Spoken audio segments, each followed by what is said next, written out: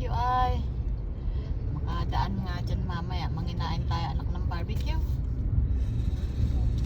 Mamayang gabi na lang uli uminom ng gamot. Diba? Uminom na lang uli tayo ng gamot mamayang gabi. Wala eh. Kumain ng masarap habang buhay. Hindi naman na natin makakain. Pag Deadpool na tayo eh.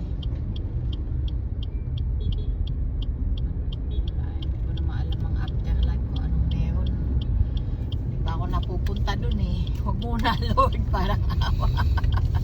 Ayaw ko pa pupuntang afterlife. Masarap pa rin mabuhay kahit maraming utang. Utangan lang ng utangan. Basta pag bayaran na. Gumawa ng paraan kung paano babayaran. Hirap na. Utangan ng utangan. Ayan, nakajingle na kami niyan, mga katanging ina. Hindi kasi nagsasalita ang alaga ko. Kuya Jen, hindi nagsasalita. Ayaw eh. Ayaw magsalita na aking boy eh. Ano lang siya, senyas. Kaya nalalaman ko siyang ganun pag nagsisenyas na.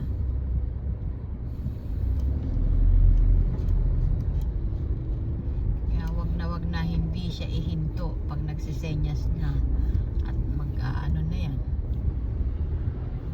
maghahalo na ang balat sa tinalupan. Ano ba tawag yan? Basta yung mga ganong pananalita, yung mga ganong kasabihan. Kung ayaw mo maghalo ang balat sa tinalupan, ano kaya ang balat sa tinalupan? Maintindihan nyo. Tinalupan mo na, may kahalo pang balat.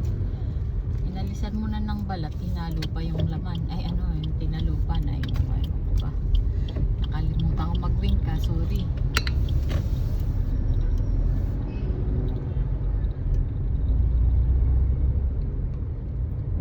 Ay ano, bakit ganto na ang panahon? Wala na yatang iinit pa. Pag summer naman, ang angal ko, ang init. Kasi ako yung taong masyadong pawisin. Pinaka-hate ko talaga yan. Pawis ko, grabe. Pag tumatagaktak, parang gripo eh.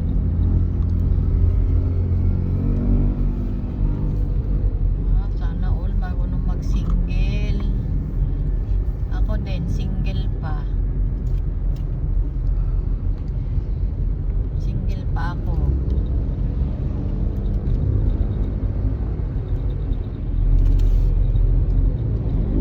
Nakaka-inlove din kaya yung mga girls na marunong mag-single.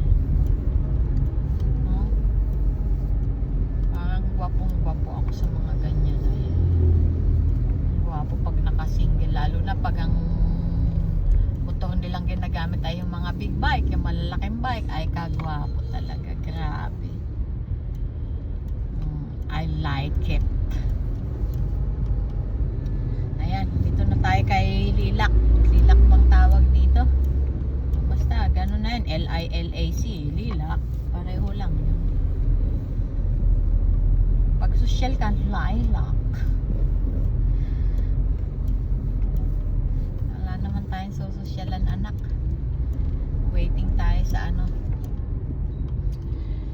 Ang sarap kumain ng Pandi Manila na pandesal, ano ba yan, dami na. Grabe naman, sarap naman. Ano naman tong anong to? Go Happy Holidays, go. Ang dami talaga dito sa ano, ang daming kainan eh. Ang daming kainan din, halo kaya to.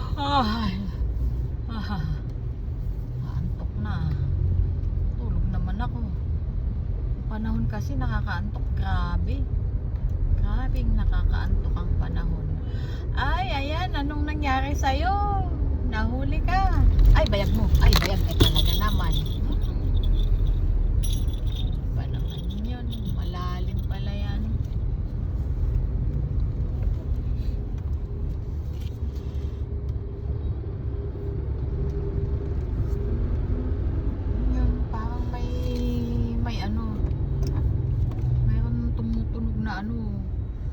engine ng ano, eroplano.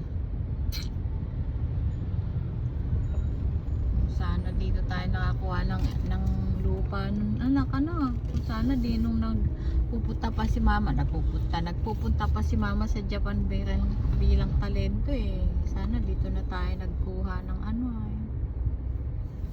ng lote. Ano, ang dami ng ano, pang business location kasi to eh.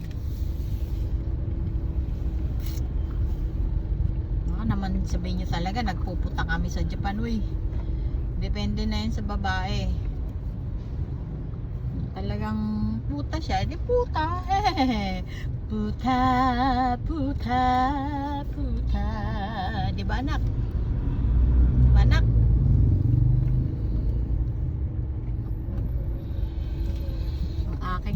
Ang aking ano lang, ang aking talent doon ay sumayaw, kumanta, uminom.